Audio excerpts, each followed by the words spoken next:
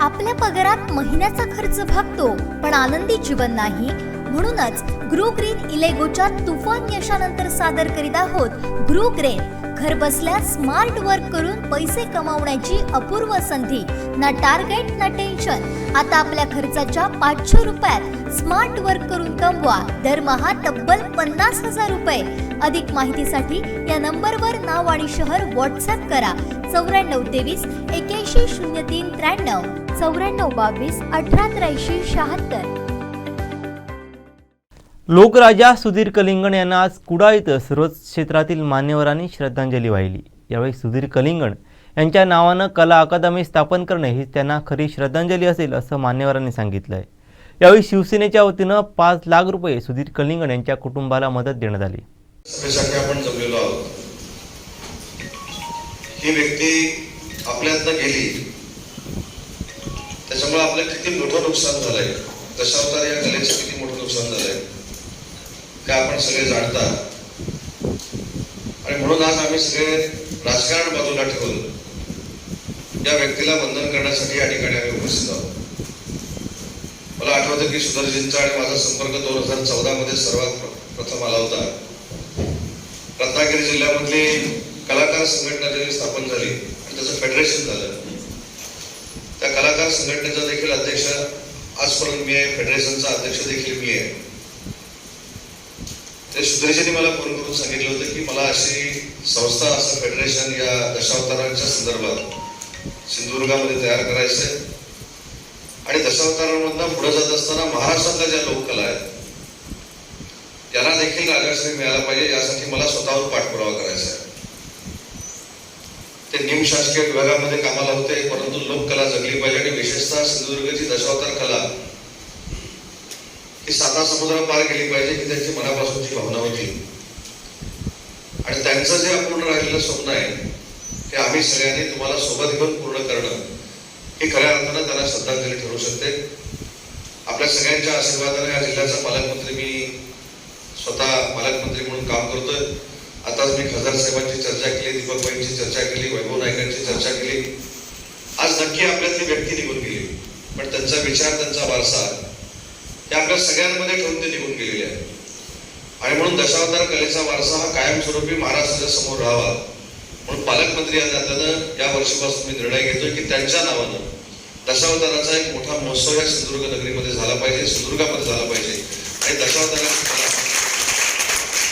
फार मोठ्या पद्धतीनं जनजागृती करणारी देखील कला आहे, मनोरंजन करणारी देखील कला आहे, हे महाराष्ट्रासमोर आणि देशासमोर आलं पाहिजे। म्हणून आमच्या नाविन्यपूर्ण योजनेतनं हे पैसे द्यायचा निर्णय आम्ही सगळ्यांनी सांघिकपणाने घेतलेला आहे। परंतु एवढं काम झालं म्हणजे आपली जबाबदारी संपली नाही। मला अनेक माझे सहकारी मिळतात, दशावतारातले काही मंडळी मला भेटतात, त्यांच्या अडचणी मी समजून घेण्याचा प्रयत्न करतो।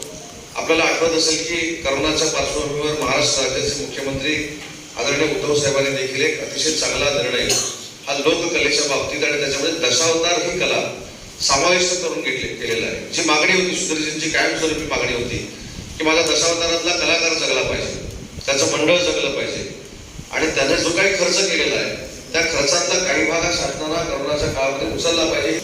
सातत्याने काम करणारे दशावतारातील सर्व कलाकार मंडळी आणि पत्रकार मित्रांनो, आज एका थोर व्यक्तिमत्वाला आपण मुकलेलो आहोत, परंतु त्याच्याबरोबरच ही जी कोकणची कला आहे, दशावतार आहे, त्याच्यामध्ये नेरूर गावातून बाबे कळींगड यांनी खूप नाव हे महाराष्ट्रामध्ये मिळवले आणि त्यांचा वारसा सुधीरजी कळींगड त्यांनी पुढे चालवला आणि त्यांनी केलेल्या राजाच्या भूमिका असतील, त्यांनी केलेल्या साईबाबांची भूमिका असेल, वेगवेगळ्या भूमिका ते स्वतः जगले आणि त्यांचं कलेवर एवढं प्रेम होतं की हॉस्पिटलमध्ये असताना सुद्धा आणि सलाईन लावलं असताना ज्याला नाटकाचा प्रयोग होता त्याला ते सलाईन आपलं काढून घेऊन त्या ठिकाणी स्टेजवर हजर झाले।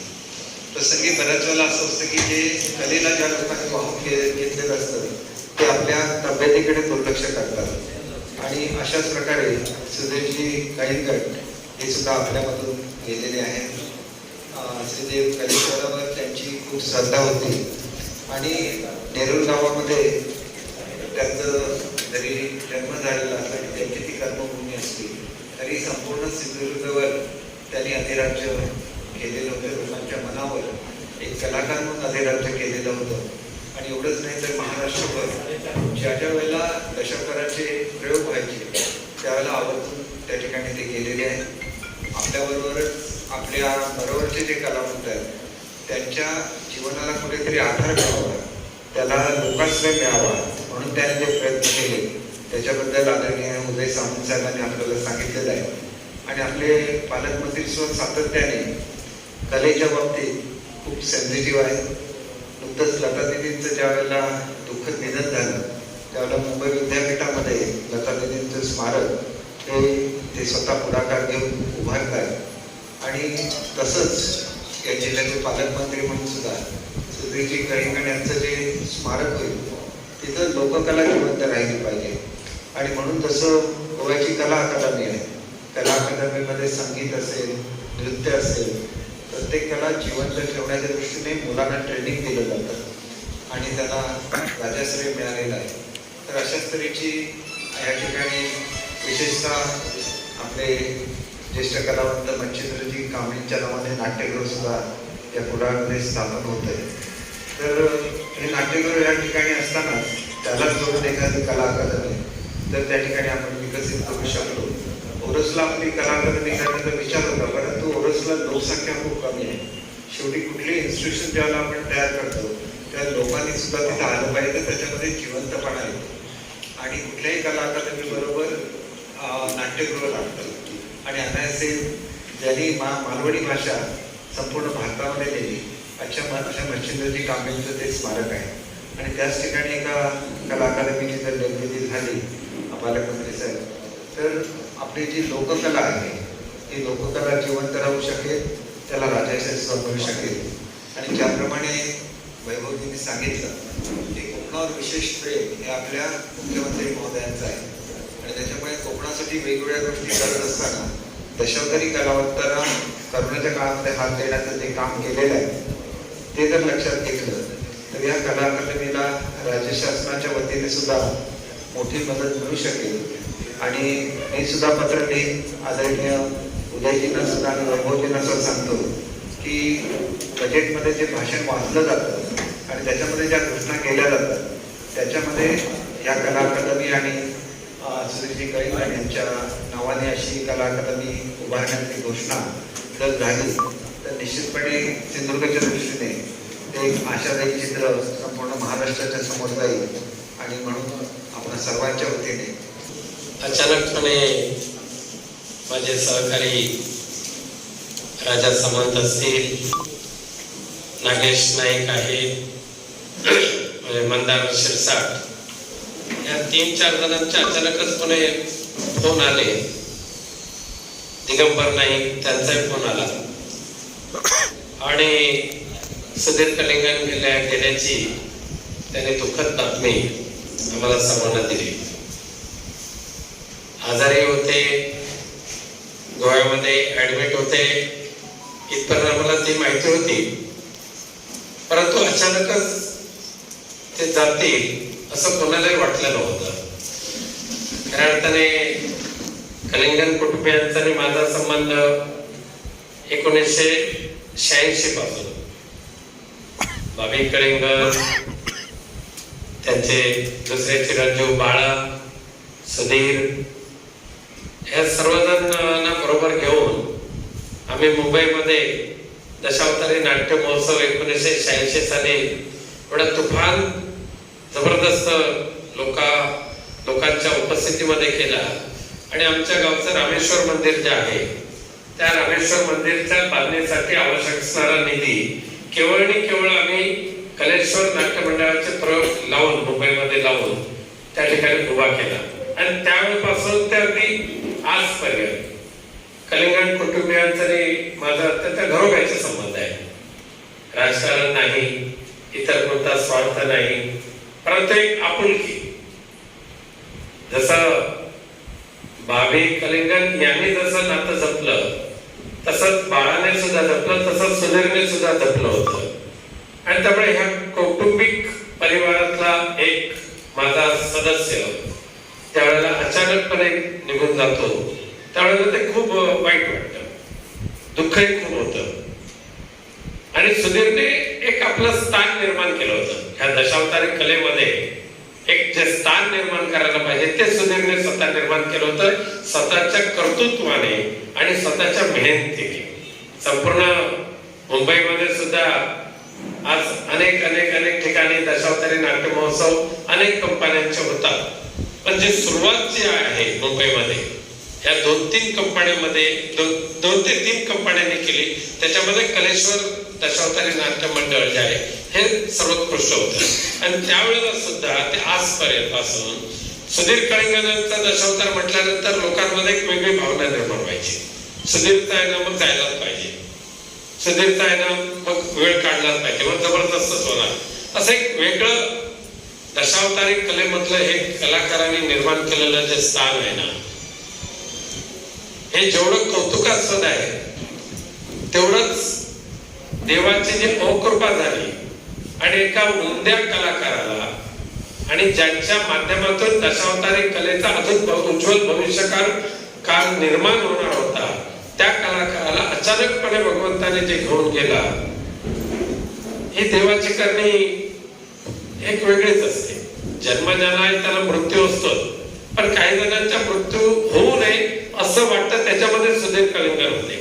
सुधीर कलिंगनांच्या माध्यमातून दशावतार असा फुलत जावा, तो वाढत जावा आणि ह्या दशावतारी कलेला राजाश्रयाबरोबरच त्याला समाजामधून सुद्धा अधिक चांगल्या पद्धतीने प्रोत्साहन मिळावं यासाठी वेगवेगळे प्रयोग जे करायचे होते. पारंपरिक दशावताराबरोबरच ट्रिक सीन म्हणा किंवा आधुनिकतेचा वापर करून कशा पद्धतीने दशावतार अधिक खुलवता येईल, तो लोकप्रिय कसा करता येईल, लोक आकर्षित कशी होतील, ह्याबाबत सुधीरचं संकल्पना जी होती ही एक जबरदस्त संकल्पना होती.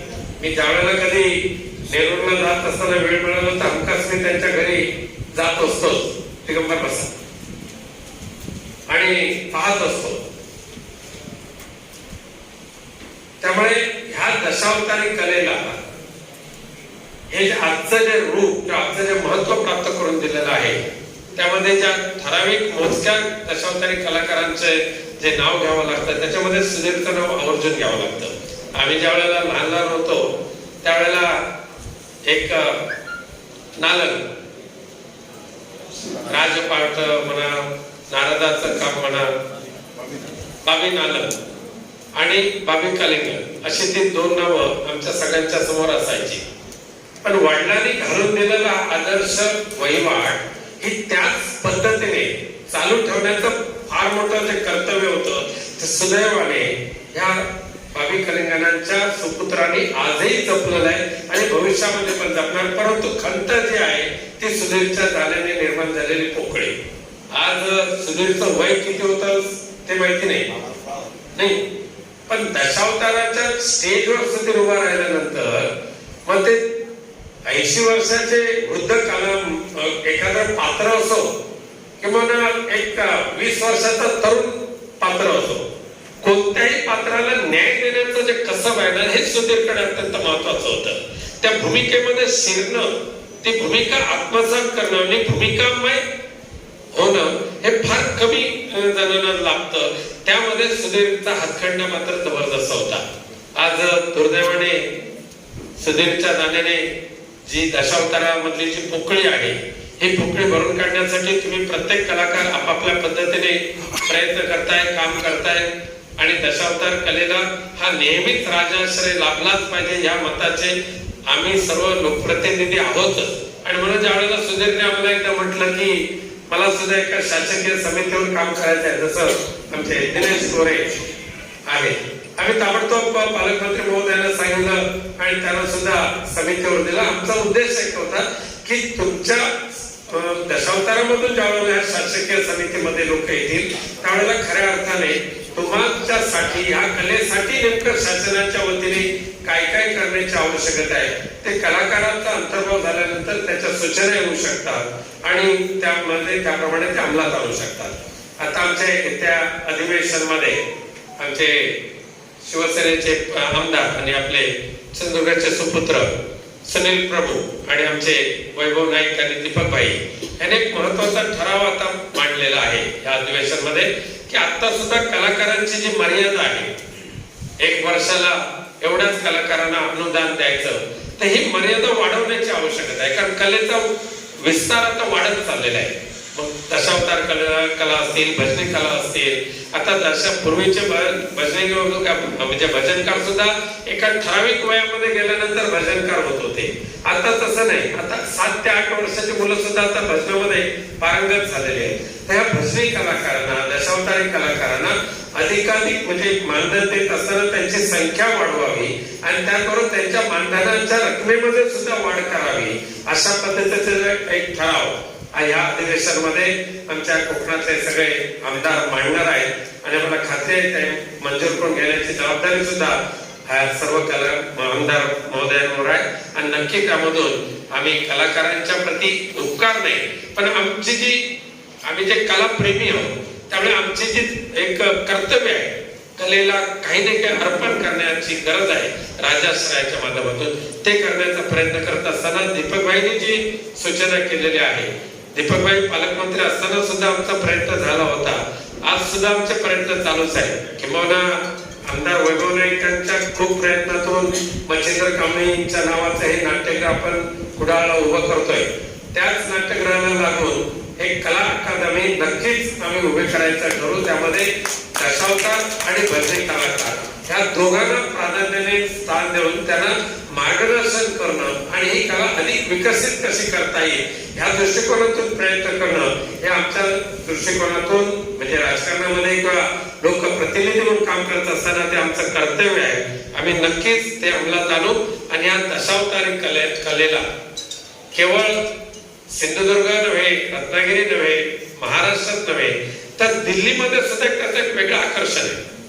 दिल्लीमध्ये सुद्धा जवळजवळ 1,00,000-2 लाखाच्या आसपास मराठी लोक आहेत आणि त्यांना वाटतं की आम्हाला सुद्धा आणि खास करून सिंधुदुर्गातले लोक आहेत.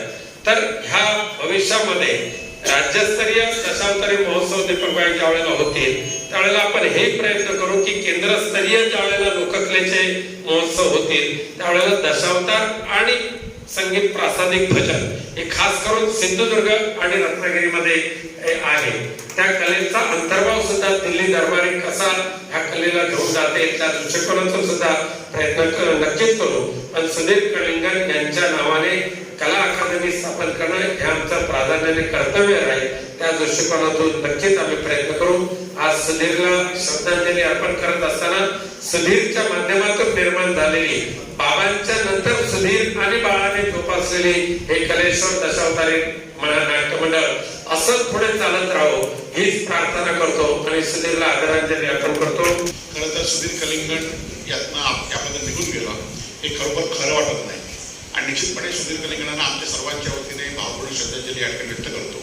खरं तर गेल्या 15 वर्षापूर्वी सिंधुदुर्ग जिल्ह्यात शिवसेना जिल्हा फिरत असताना सुधीर कलिंगण यांची ओळख झाली आणि असा एकाच आठवडा गेला नाही की ज्यावेळी सुधीर कलिंगण यांचा कुठेतरी भेट व्हायची आणि आपल्या देशावरती कलाकारांना किती आत्मसमर्पण त्यांचं होतं हे त्यांच्या कलेवरून या ठिकाणी दिसून आलं.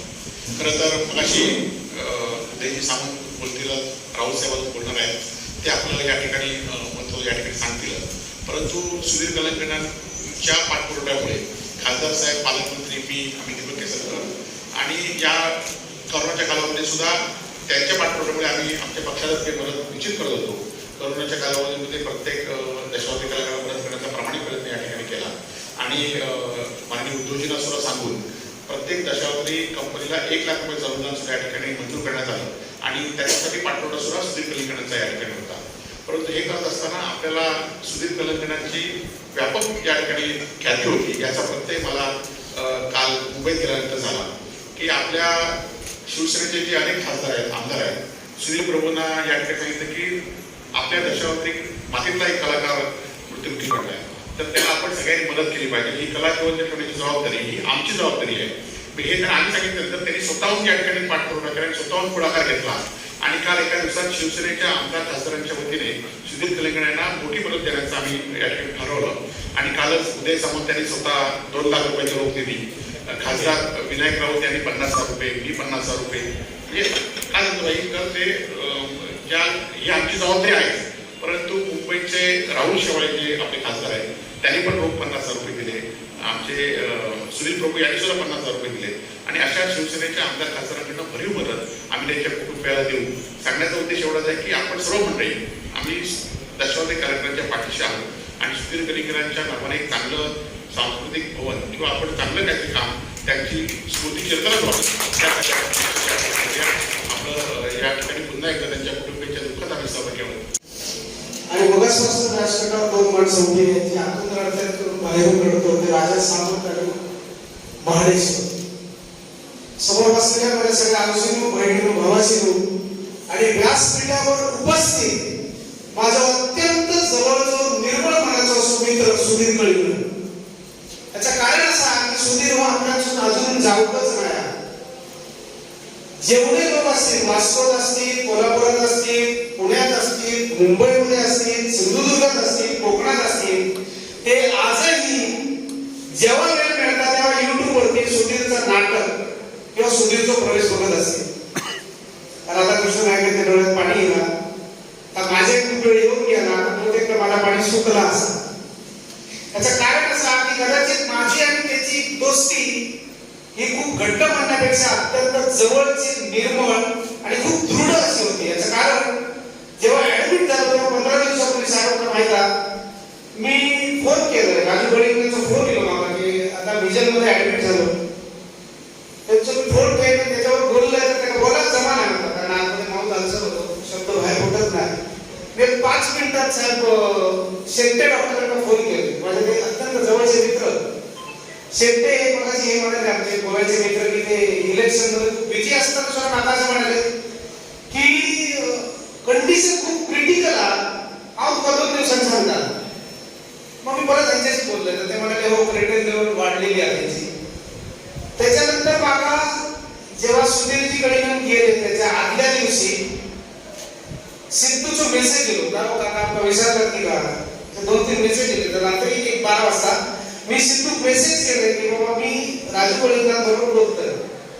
दुसऱ्या दिवशी मी राजू कलिंगणाबरोबर मी ह्या एवढ्यासाठी सांगतोय म्हणजे ही माझी एक त्याच्याबरोबरची आठवण आहे म्हणा. मी बरोबर 2:15 वाजता राजू कलिंगणांना फोन केला. 2:30 वाजेपर्यंत आम्ही दोघे फोनवर बोलतो मी आणि सुधीर कलिंगण. मला म्हणाले 15 दिवस फक्त 15 दिवसानंतर मी उभं होतो. तर मी म्हटलं कोलगाव थिएटर तुमचं बोर्ड लागलो नाटकाचं आणि त्याच्यात तुमचा फोटो आला. तुम्ही असे असं समजणार तिकडे असं म्हणाले बाबा.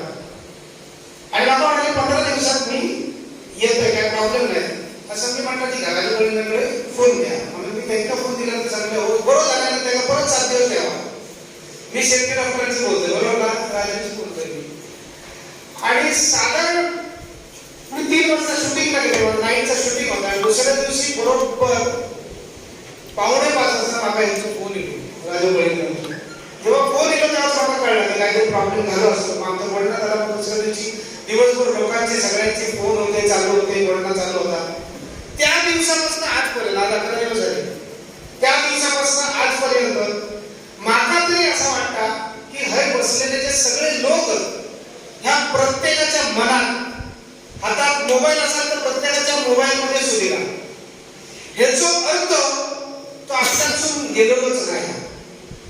याचं कारण आपल्या कोकणातली ही ना आपण म्हणतो की रत्नांची खाण म्हणजे आपण नावं घेऊन एवढी कमी आहे. मी आता जुन्या लोकांमध्ये सगळ्यांनी नावं घेतलेली म्हणजे बाबी कलिंगण असतील तर ते आमचे आदर्श होते.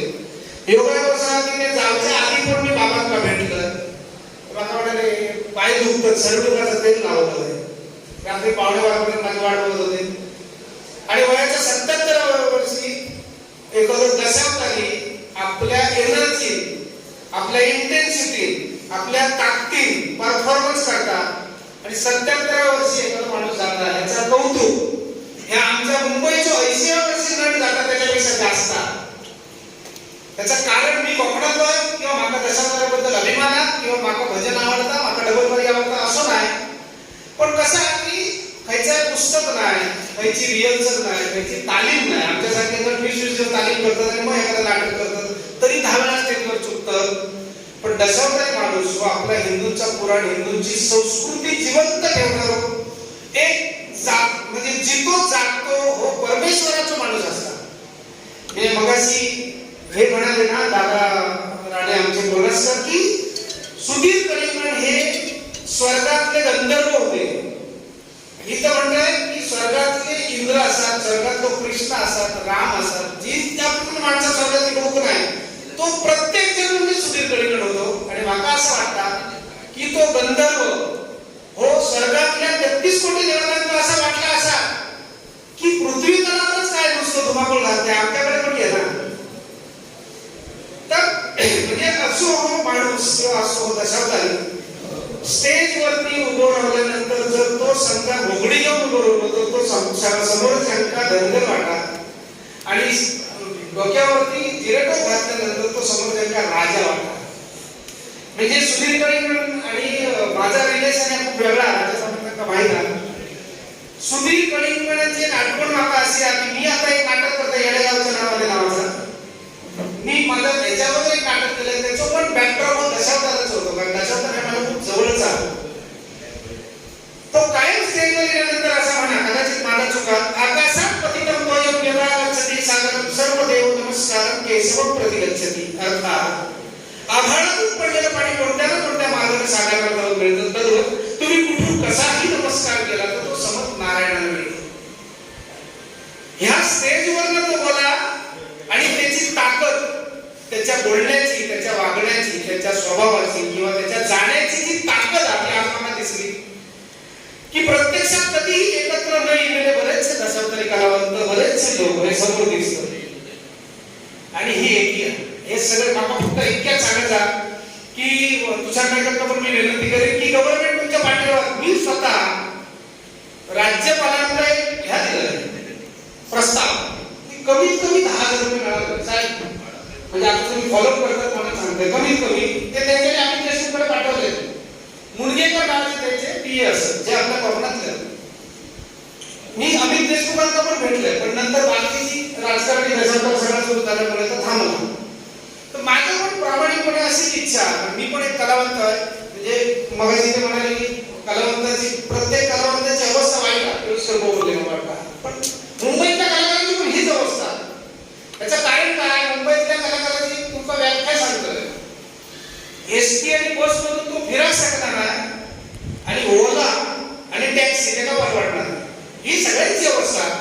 पण दशावताराबद्दल मला जास्त प्रेम वाटतं एवढ्यासाठी कारण आपल्या ह्या सिंधुदुर्गाची कला संस्कृती असतात आपल्या सिंधुदुर्गाची दान असतात आपल्या हिंदूची संस्कृती परंपरा जपण्याचं काम परंपरेत करणारं मला म्हणतं म्हणजे बाबी कलिंगण नंतर सुधीर कलिंगण नंतर सिंधू आता बरेच लोक प्रेमाशी आशेकर बोलले मी त्यांचं पण फॅन म्हणजे असे बरेच कलाकार जेवढ्या कलाकारांबद्दल आपण बाळा कलिंगण समोर बसले इतके लोक दादा इतके लोक की कोणाबद्दल काय नाईक साहेब मी प्रत्येकात ऑलमोस्ट नावात ओळखतो म्हणजे झाड वाजवणारा असं नाही किंवा हार्मोनियम वाजवणारा असं नाही पप्पू गाडीवर असतात किंवा अजून आमचे गुरु असतील पक्वाजवर मी प्रत्येकात नावात ओळखतो याचं कारण माझ्या मनात पहिले त्याच्याबद्दल प्रेम आहे फक्त मोठेपणासाठी सांगणे ना आणि त्याच्यासाठी आज मी हरिहर मी वैभवनाथ साहेबांची लगेच कळल्या 6:30 वाजता आम्ही बोलतो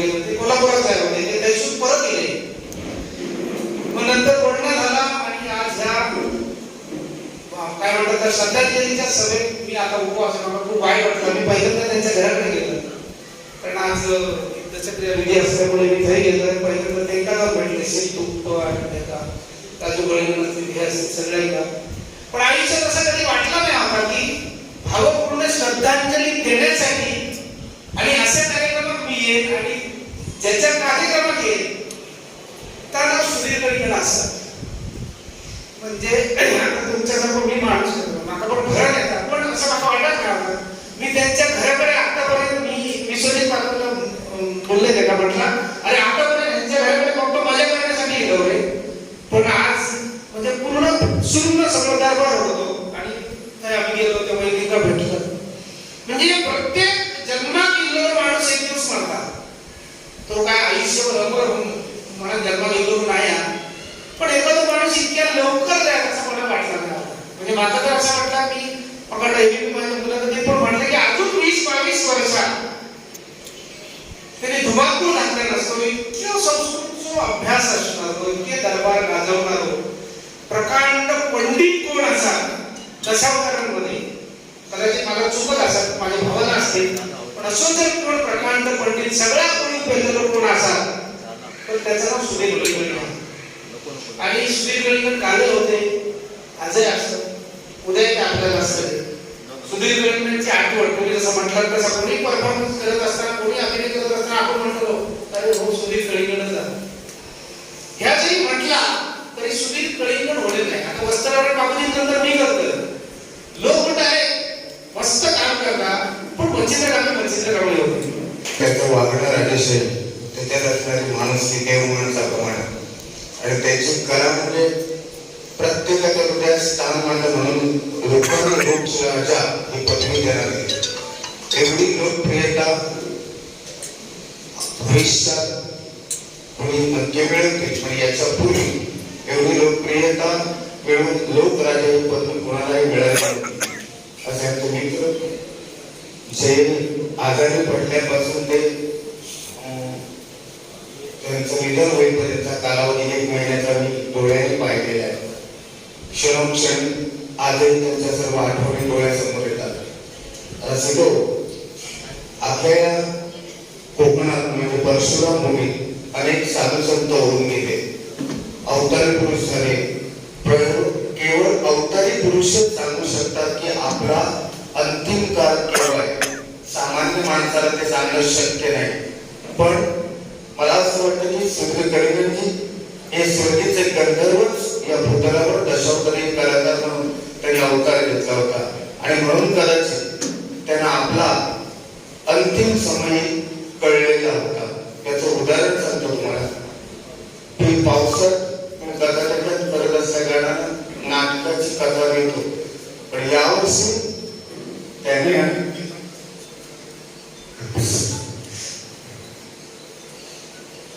त्यांच्या कुटुंबाला मला म्हटले होते अजिंक्य तारेच नाव असेल हवं. बाग जोडण्याचं नाव घडून आलेलं, आणि अजिंक्य त्याला हेच नाव हवं हा त्यांचा हट्ट होता. मी पण तसं नाटक लिहिलं. वेळोवेळी एका नाटकाच्या प्रयोगात ज्यावेळी एक ऋषी आणि राजा असा संवाद असायचा, त्यावेळी ते ऋषीला थेरडे म्हणायचे, म्हातारडे म्हणायचे नाटकामध्ये. त्यावेळी ऋषी त्यांना विचारायचा अरे तू नाही का होणार म्हातारा.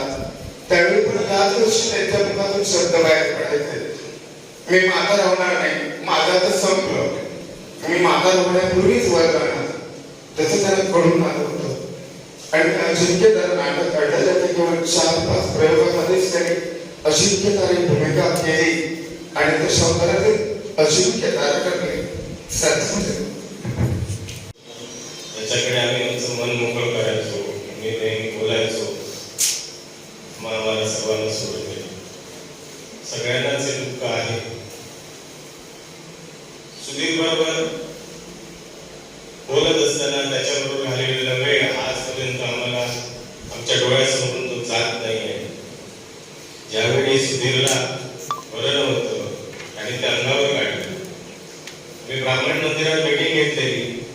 मीटिंग मधनं बाहेर आल्यानंतर मी सहज सुधीरला म्हटलं सुधीर तब्येत खराब झालेली दिसते, काय प्रॉब्लेम आहे का तुला. तर सुधीर दोन्ही डोळे मला असे खाली पापण्या खाली गेले आणि दाखवले. हो मी अवाक झालो. सचिन सोबत होता, नाथन आलं होते सोबत, म्हणजे चालक मला सगळे पदाधिकारी होते. म्हटलं सुधीर हे खूप डेंजर आहे, तू हे अंगावर काढू नकोस. तू रात्रीची जागरण करणार, अधिक तुझ्या काय ऑफिसात ते तू करतोयस, सिगारेट पिणं वगैरे हे सगळं आता बंद कर. तुझ्या तब्येतीवर परिणाम होईल. आणि ही तुला अगदी जून झालेली कावीळ आहे, पूर्ण अंग तुझं पिवळं पडलेलं आहे. याच्यासाठी आमचं तिथे वैद्य आहे, जालिम औषध देतो, तू तिथपर्यंत ये, मी तुला कॉल करतो. त्याच्यानंतर मी तू त्याला तेल काय लागतं ते कावीळ उतरून घेऊया. ही सगळी चर्चा सुधीर बरोबर झाली. मी याचं मालवणला टॅक्सीचं नाटक होतं, त्याच्या दुसऱ्या दिवशी नैचार म्हणून गाव आहे तिथे थांबलो. 2 तासाची वाट बघितली, पण जागरण त्याच्यावर असल्या कारण तो झोपला. माझे फोन रिसिव्ह नाही होत होते. मी त्या दुकानदाराच्या तिथे ते सगळं साहित्य दिलं. त्याला बोललो की सुधीर तुमच्या ओळखीचा आहे, सुधीर आल्यानंतर मी इथे होतो वगैरे त्याला सांगा आणि औषध द्यायला सांगा. त्यानंतर मी त्याला कॉन्टॅक्ट केलं होतं. नंतर तो एक त्या 4-5 दिवसामध्येच कोल्हापूरला ऍडमिट झाला. ट्रीटमेंट ते करत होता. कोल्हापूरवरून कणकवलीत आला. मग मी, सचिन, देवेंद्र नाईक हे सगळे एकत्र सुधीरला बघायला हॉस्पिटलमध्ये गेलो. सुधीरला बघितल्यानंतर मला सुधीरचा खरोखर राग आला. तब्येतीवर तर दुर्लक्ष करतोय हे मला जाणीव त्याची झाली. त्याच्यामुळे मी सुधीरवर ओरडलो. सुधीर काय तू हे सगळं रागाने करतोयस का कोणाच्या? असं हॉस्पिटलमध्ये मी त्याला सगळ्यांच्या समोर ओरडलो. सचिन पारू, देवेंद्र नाईक होत आहे. तरी संकेत म्हणावे लागतील की मला वाटलं नव्हतं की मी त्यांच्या समोर भूमिका करेल. पण दशरथ कौशल्या, ताम्रध्वज, मयूरध्वज हे वत्सला या 3 नाटकाला मी एकत्र भूमिका केल्या. ते कृष्ण मी अभिमन्यू ताम्रध्वज मध्ये आणि दशरथ कौशल्यामध्ये ते माझे वडील मी मुलगा. ज्यावेळी त्यांच्याबरोबर भूमिका केल्या आम्ही काही फार मोठं असं काही बोललो नव्हतो बदल रंगपटावर, पण प्रसंग फक्त माहिती होते आणि आम्ही ऑन द स्पॉट ज्या भूमिका केल्या तो माझ्या जीवनातील अविस्मरणीय साक्षात्कार म्हणावा लागेल. कारण एक स्वतःचा बाप समोर आहे अशी जी फिलिंग ज्या भूमिकेतून त्यांनी निर्माण केली आदरणीय दशावतारातील नटसम्राट लोकराजा सुधीरजी कलिंगड. त्यावेळी मला कळलं की 40 वर्षाचा अनुभव घेऊन जेव्हा एखादा दशावतारी कलाकार स्टेजवर उभा राहतो तेव्हा तो अनुभव त्यांच्या रोमारोमातून ओसंडून वाहतो. तो साक्षात्कार मी स्वतः अनुभवला आणि त्या आठवणी जोपर्यंत मी जिवंत आहे तोपर्यंत माझ्याबरोबर तशाच राहतील.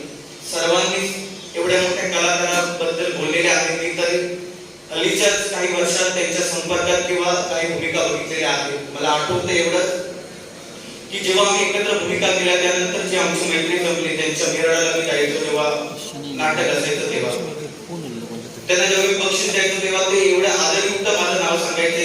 त्या बक्षीस स्वीकारताना सुद्धा ते आदरपूर्वक बक्षीस स्वीकारायचे आणि तेव्हा पण शाबासकीचे थाप माझ्यासारख्या एका नवीन कलाकारावर द्यायचे. त्यांच्या भूमिकांवर बघून माझ्यासारखे काही कलाकार या सिंधुदुर्गात उदयास आले आणि युट्यूबवर त्या सर्व सेवा असल्यामुळे यापुढे आमच्या पश्चातही नवीन कलाकार त्यांच्या भूमिका बघून उदयास येतील. मला सांगावंसं एवढंच वाटेल, ज्यांची रंगभूषा वेशभूषा बघून आमच्यासारखे काही कलाकार राजा कसा असावा हे शिकले तर तसा राजा पुन्हा होणे नाही. कारण जगात एकासारखा एकच असतो, दुसरा परमेश्वराने जन्माला घातलेला नाही. सुधीर कलिंगड हे रत्नच होतं हे सर्वांना माहिती आहे. जसे आता आठवणी बोलताना गोविंद तावडे कैलासवासी, बाबी कलिंगड कैलासवासी, बाबी नालक यांच्या आठवणी आणि त्यांचं व्यक्तिमत्व एकासारखं एकच होतं. तसेच स्वर्गवासी दशावतारातील नटसम्राट लोकराजा सुधीर कलिंगड हे चंद्र सूर्य असेपर्यंत फक्त सुधीर कलिंगडच होते. त्यांच्या पुढे तसा नटसम्राट पुढे नाही. सरतेशेवटी एकच सांगेल या दशावतारी क्षेत्रात झाले गो होतीलही गो, पण सुधीर कलिंगड सारखा लोकराजा पुन्हा पुढे नाही. अशा फार मोठ्या नटसम्राटाला माझ्यासारख्या एका नवीन कलाकाराचा कोटी कोटी प्रणाम, भावपूर्ण श्रद्धांजली अर्पण करतो. तुम्हा सर्वांना सोडून गेलं. सुधीर कलिंगड हा रसिक प्रेक्षकाच्या अगदी हृदयात बसून राहिलेला आहे. या ठिकाणी मगाशी राजकीय नेत्यांनी म्हटलंय की त्यांच्यासाठी आम्ही कला अकादमी स्थापन करूया. खऱ्या अर्थानं अशा प्रकारे काहीतरी करणं ही त्याच्या दृष्टिकोनातून फार मोठी श्रद्धांजली होईल आणि त्यासाठी हे प्रयत्न होणं फार गरजेचं आहे. सिंधुदुर्ग जिल्ह्यासाठी 100चं टार्गेट आहे, होतं 50. जिल्हा 1, तालुके 8. 100ला जर 8ने भागलं तर साधारण 12 कलाकार आहेत पर्यटिशन. पण कलाकारांची जी संख्या आहे ते 12 कलाकार वर्षाला निवडले जातात एका तालुक्यात. पण त्या तालुक्यात कलाकारांची संख्या जवळजवळ 15च्या वरती आहे. इतरांनी काय करावं? साधा एक गणित तुम्हाला सांगतो मागणी करताना. दुसरी गोष्ट म्हणजे साधारण 2250-2500 रुपये पेन्शन आहे. 1500 वरती 5000 तरी किमान म्हणजे एखादं गरीब कुटुंब त्याच्यातून जगू शकतं. आणि ही पेन्शन योजनेत काही ज्या जास्त गटी आहेत त्या सुद्धा जर केल्या तर फार बरं होईल. म्हणजे सगळ्यात त्रासदायक त्यातला एक कार्यक्रम होतो ती गोष्ट म्हणजे कसली तर उत्पन्नाचा आहे.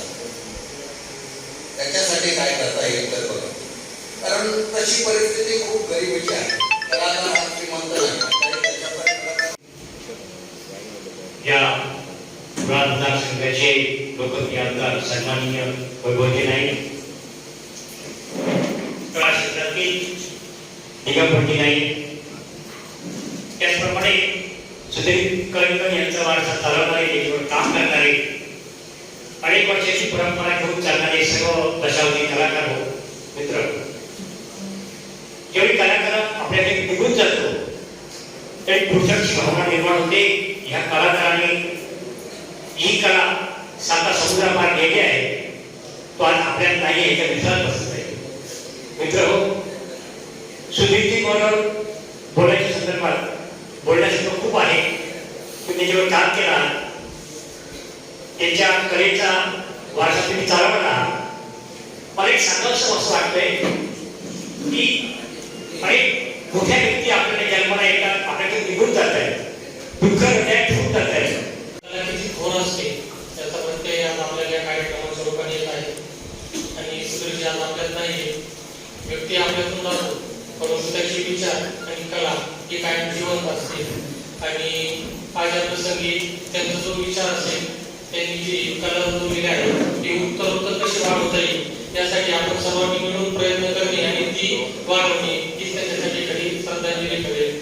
आणि आपणा सर्वांच्या साक्षीने, माझ्या कुटुंबियांच्या वतीने, प्रशासनाच्या वतीने त्यांना मनपूर्वक भावपूर्ण श्रद्धांजली देतो. पहिला अपडेट आणि पहिल्या बातमीसाठी सबस्क्राईब करा कोकणचं नंबर 1 महा चॅनल सिंधुदुर्ग लाईव्ह. लाईक करा, शेअर करा आणि हो, बेल आयकॉनला क्लिक करायला विसरू नका.